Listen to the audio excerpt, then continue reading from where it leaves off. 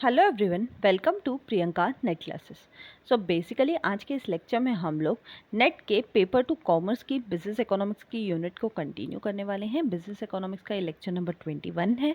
सो अगर आप में से किसी ने फर्स्ट 20 लेक्चर्स को मिस किया है तो मैं आपको इकोनॉमिक्स की प्लेलिस्ट का जो लिंक है वो डिस्क्रिप्शन में दे दूँगी। आप जाइए, वहाँ से सारे लेक्चर्स एक एक सीक्वेंस में देख के आइए, सो दैट आपको अच्छे से सारा बिजनेस इकोनॉमिक्स समझ में आ सके, बिकॉज मेरे सारे लेक्चर्स आपस में इंटरकनेक्टेड होते हैं। कमिंग टू आज का हमारा 21 लेक्चर, जिसमें मैं आपके साथ क्या डिस्कस करने वाली हूँ, मैं आपके साथ डिस्कस करने वाली हूँ methods of measuring price elasticity of demand. Total 3 methods हैं, वो तीनों की तीनों मेथड्स मैं डिटेल में डिस्कस करूँगी, इसलिए वीडियो को एंड तक ज़रूर देखिएगा। चलिए स्टार्ट करते हैं। But before going on that मैं बता दूं, मेरा नाम प्रियंका नाथानी है। मैंने अपना नेट एंड जेआरएफ क्वालिफाई किया हुआ है कॉमर्स सब्जेक्ट से अपने पहले ही अटेम्प्ट में 99.55 परसेंटाइल के साथ। साथ ही साथ मैंने अपना नेट इन मैनेजमेंट भी क्वालिफाई किया हुआ है अपने पहले ही अटेम्प्ट में। साथ ही साथ मैंने महाराष्ट्र सेट को भी क्वालिफाई किया हुआ है कॉमर्स सब्जेक्ट से अपने पहले ही अटेम्प्ट में। So this was my brief background. Coming to एक इम्पॉर्टेंट चीज़, जो स्टूडेंट्स मेरे साथ टेलीग्राम चैनल पे नहीं जुड़े हुए हैं उन सभी के लिए मैं टेलीग्राम चैनल का जो लिंक है वो डिस्क्रिप्शन में दे दूँगी। आप जाइए, वहाँ से जाके टेलीग्राम चैनल को ज़रूर ज्वाइन कीजिए, बिकॉज कोई भी पेपर से रिलेटेड नोटिफिकेशंस होती हैं, अपडेट्स होती हैं, या कुछ भी करंट अफेयर्स आते हैं, जैसे अभी क्यूएस रैंकिंग आई है या वर्ल्ड ओशन डे था कल, तो वो सब मैंने टेलीग्राम चैनल पे ऑलरेडी आपके साथ शेयर किया हुआ है। उसकी मैंने कोई वीडियो नहीं बनाई है, बट मैंने वो सब आपके साथ सिर्फ और सिर्फ टेलीग्राम चैनल पे शेयर किया हुआ है। तो जाइए, डिस्क्रिप्शन से जाके लिंक को क्लिक करके आप टेलीग्राम चैनल को ज़रूर ज्वाइन कीजिए, सो दैट आप उन सब चीज़ों का भी बेनिफिट ले सकें। जो स्टूडेंट्स पेपर 1 की तैयारी कर रहे हैं उनके लिए मैं बता दूं, teaching aptitude, logical reasoning, people development and environment और इंडियन लॉजिक, ये चारों ही यूनिट्स मेरे यूट्यूब चैनल पे अवेलेबल हैं और बहुत अच्छे से कवर्ड भी हैं, तो आप चाहिए इनको जाके ज़रूर चेकआउट कीजिए। जो students paper two commerce and management के हैं उनके लिए मैं बता दूं, business economics, accounting, income tax, ये तीनों ही यूनिट्स मेरे यूट्यूब चैनल पे अवेलेबल हैं।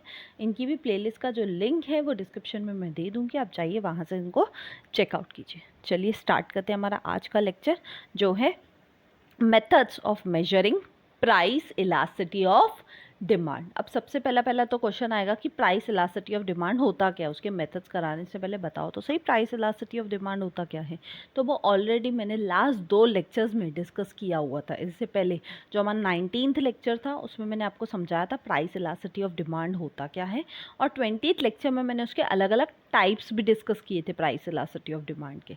इसलिए मैं बोलती हूँ आपको हर लेक्चर मेरा इंपॉर्टेंट होता है। आप सीरीज़ में देखिए, लेक्चर वाइज देखिए, सो दैट आपको अच्छे से समझ में आए। आज मैं प्राइस इलास्टिसिटी ऑफ डिमांड क्या है, उसका मीनिंग वगैरह तो डिस्कस नहीं कर सकती यहाँ पे, लेकिन यहाँ पे मैं डायरेक्टली मेथड्स को डिस्कस करूँगी, बिकॉज मीनिंग और टाइप्स मैंने ऑलरेडी पिछले 2 लेक्चर्स में कवर किया हुआ है। चलिए देखते हैं मेथड्स को। तो टोटल 3 मेथड्स है जिसके थ्रू हम प्राइस इलास्टिसिटी ऑफ डिमांड को मेजर कर सकते हैं। सबसे पहला मेथड है आपका रेशो, या तो जिसको हम परसेंटेज मेथड के नाम से भी जानते हैं।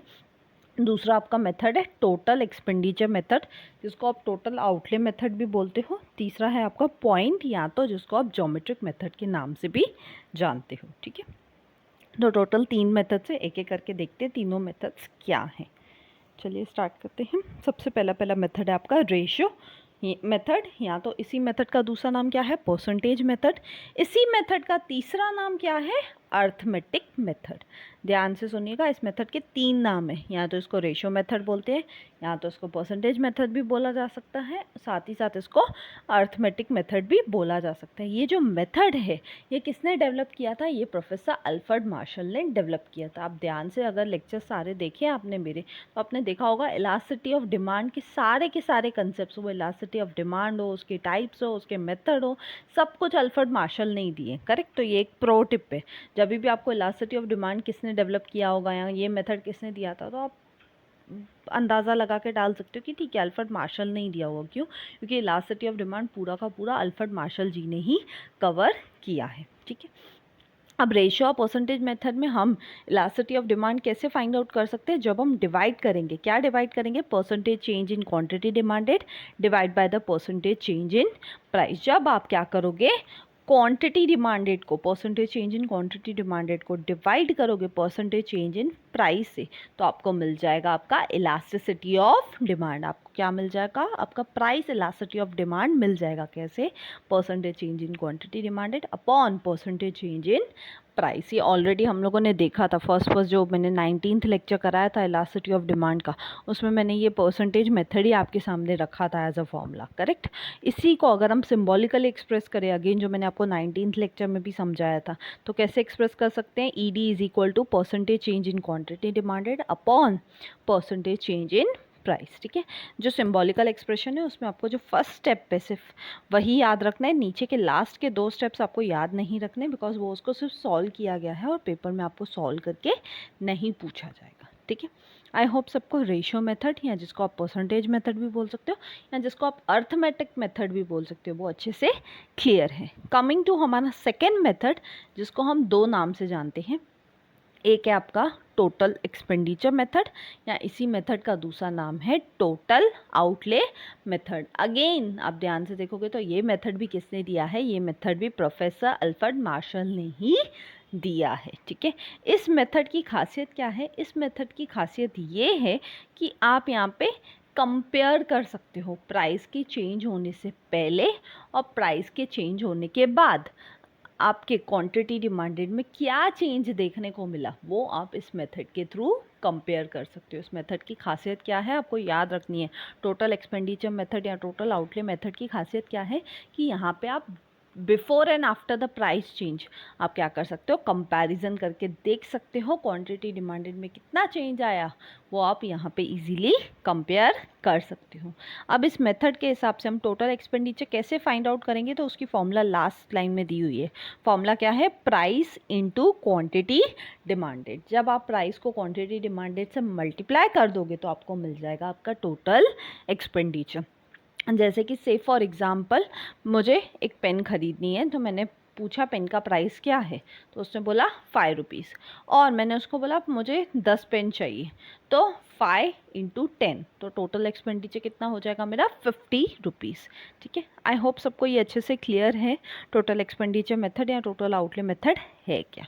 कमिंग टू हमारा थर्ड एंड लास्ट मेथड, जिसको आप पॉइंट मेथड भी बोल सकते हो, या इसी मेथड का दूसरा नाम क्या है, ज्योमेट्रिक मेथड। ठीक है, इसको पॉइंट मेथड ही क्यों बोला जाता है, उसका एक बहुत बड़ा रीज़न है। वो रीज़न क्या है कि इससे पहले के जो मेथड थे ना, उसमें हम इलास्टिसिटी ऑफ डिमांड को नो डाउट मेजर कर रहे थे, बट डिमांड कर्व की एक पर्टिकुलर पॉइंट पे क्या इलास्टिसिटी ऑफ डिमांड अकर हो रही है, वो हम पिछले 2 मेथड से नहीं फाइंड आउट कर सकते थे।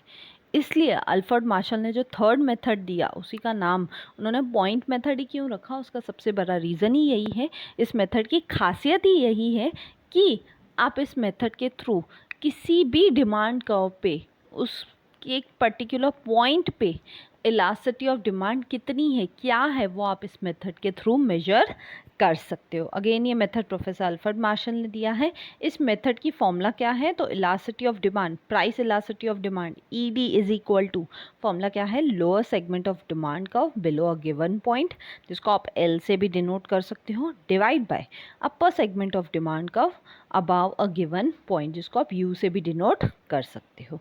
ठीक है, अब अगेन यहाँ पे जो डिमांड कर्व रहेगी इस मेथड में वो लीनियर भी हो सकती है, नॉन लीनियर भी हो सकती है। लीनियर यानी एक सिंगल लाइन पे जो आ जाएगी, और नॉन लीनियर यानी जो सिंगल लाइन पे नहीं आएगी। ये लीनियर नॉन लीनियर क्या है, इसको मैं आपको डायग्राम के थ्रू एक्सप्लेन करती हूँ। चलिए देखते हैं।